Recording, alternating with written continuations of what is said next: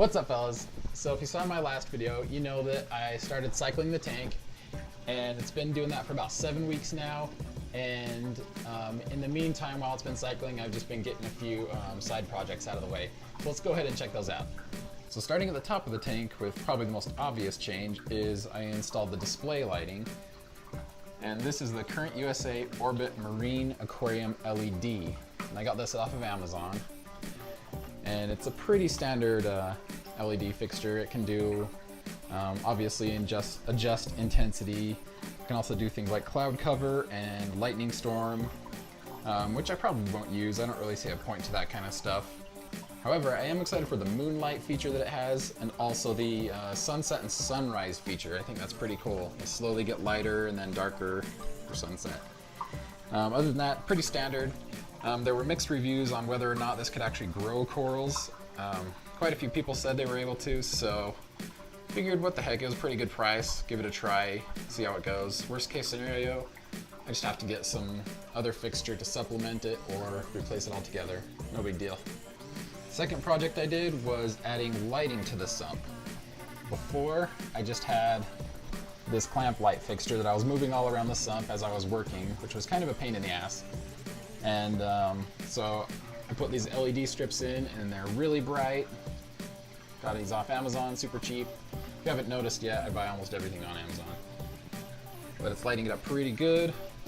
And speaking of this clamp-on light, I also couldn't use it because I needed it for my refugium lighting. And let me turn it on real quick. And so I got this LED bulb off of Amazon, of course. It's meant for growing plants, so I figured it'd probably do good with algae. We'll have to see. But it was a lot cheaper than buying an actual refugium light or an algae growing light. So hopefully it works good. So my skimmer's looking pretty good. I've just had it fully open for the last few weeks, and over the last few days I've just been just kind of slowly tuning it every day.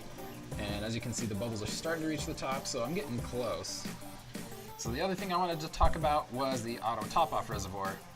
So every day I have to fill this up with just a couple gallons of water, and it got me thinking that it seems kind of pointless to have this.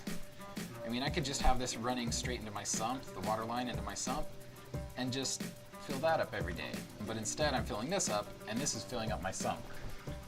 So I don't know, if I were to do it again, would I do it? I don't know, because it seems like a waste of money to have an auto top off and the reservoir when I could just do it straight into my sump. However, if for some reason I'm too busy to come down here and refill the reservoir, or if I forget, you know, if that were to be in the sump and the water level was getting too low, that could be a problem. But since it's just the reservoir, it could take a few days before it's completely empty. So it's just kind of one of those things that it's nice to have, not really necessary though. But on the topic of the reservoir, I've had a little issue. You see, when I do refill it, I've just been either setting a timer on my phone or just trying to remember. But the problem is, if I forget, it's going to overflow and spill all over. And I actually had that happen twice.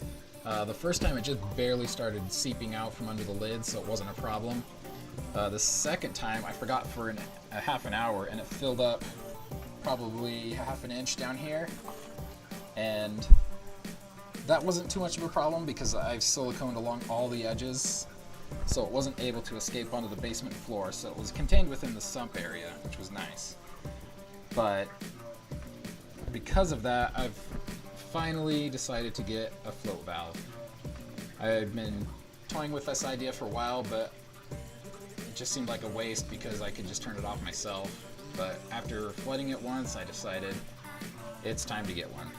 So as I mentioned before, I'm about 7 weeks into the cycle, and I have this app called Aquarium that I've been using to track that. Let's go back. Okay, so on the dashboard you have all these tasks. You can put custom ones in. So just to show you what my tank parameters have been doing, we're going to go into analytics. We're going to do ammonia, nitrite, nitrates, run report. And as you can see, the ammonia is this blue line here. It's been 0 for the entire time. And if you remember, I used that bacteria starter, Biospira, I think it was. And from the reviews, it sounded like that's pretty common to have the ammonia never show up. So it was a little weird, but not really unexpected. You can see the nitrites bounced up pretty high, then they dropped to 0. Nitrates kind of bounced up and down, and then they've gone down a little bit. Probably should be doing a test this week. It's been a week since I've done them, so it's probably due. But that just shows that I'm ready for fish. Just need to complete a few other tasks on the tank. You need to get a screen top in so they don't jump out, and just a few other little things, and then we'll be ready to put some fish in. So anyways, that's what I've been up to for the past few weeks. I just wanted to give a quick update on how things are going, and I'm just gonna let this cycle for probably another week or two while I get some of the other projects done.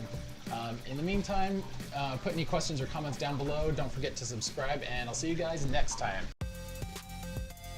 It's the current something or other. I don't remember. I should really look this stuff up before I do these videos.